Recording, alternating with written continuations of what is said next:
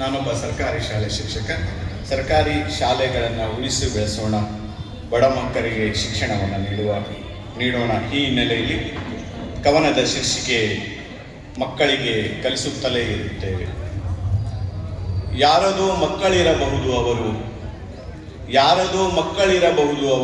ನಮ್ಮ ಮಕ್ಕಳಂತೆ ಹಾಗೆಯರು. ಶಾಲೆ ಸಮುದಾಯದಿರಬಹುದು, ಅದು ನಮ್ಮ ಮನೆಯಂತೆ ಆಗಿಹದು. ಯಾರದೋ ಮಕ್ಕಳಿರಬಹುದು, ಅವರು ನಮ್ಮ ಮಕ್ಕಳಂತೆ ಆಗಿಹರು.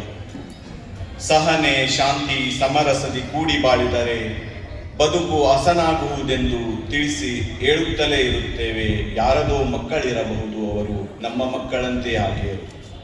ಗಾಂಧಿ, ಬುದ್ಧ, ಬಸವ, ಅಂಬೇಡ್ಕರ್ ಜೀವನವ ಓದಿ ತಿಳಿದು ನೋಡು, ಜೀವನವು ಅವರಂತೆ ಆಗುತ್ತದೆ ಎಂದು ತಿಳಿಸಿ ಹೇಳುತ್ತಲೇ ಇರುತ್ತೇವೆ. ಯಾರದೋ ಮಕ್ಕಳಿರಬಹುದು, ಅವರು ನಮ್ಮ ಮಕ್ಕಳಂತೆ ಆಗಿಯರು.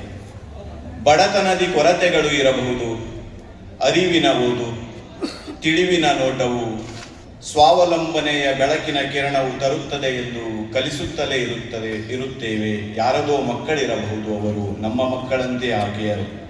ಕಲರವಗಳನ್ನು ಕಲೆಯಾಗಿಸುವ, ಚೇಷ್ಟೆಗಳನ್ನು ಚಂದವಾಗಿಸುವ ಮಕ್ಕಳ ಭಾವ ಬಕುತಿಗೆ ತಲೆಬಾಗಿ ಸಂತಸದಿ ಕಲಿಸುತ್ತಲೇ ಇರುತ್ತೇವೆ.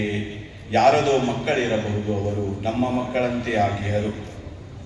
ಬಡವರ ಮಕ್ಕಳಿಗೆ ಕಲಿಕೆ ಬಲವಾಗಲೆಂದು ಭವಿಷ್ಯದಿ ಬದುಕುವ ಛಲ ಹುಟ್ಟಲೆಂದು ಕಲಿಸುತ್ತಲೇ ಇರುತ್ತೇವೆ. ಯಾರದೋ ಮಕ್ಕಳಿರಬಹುದು, ಅವರು ನಮ್ಮ ಮಕ್ಕಳಂತೆ ಹಾಗೆಯರು. ಅವಕಾಶಕ್ಕಾಗಿ ಧನ್ಯವಾದಗಳು.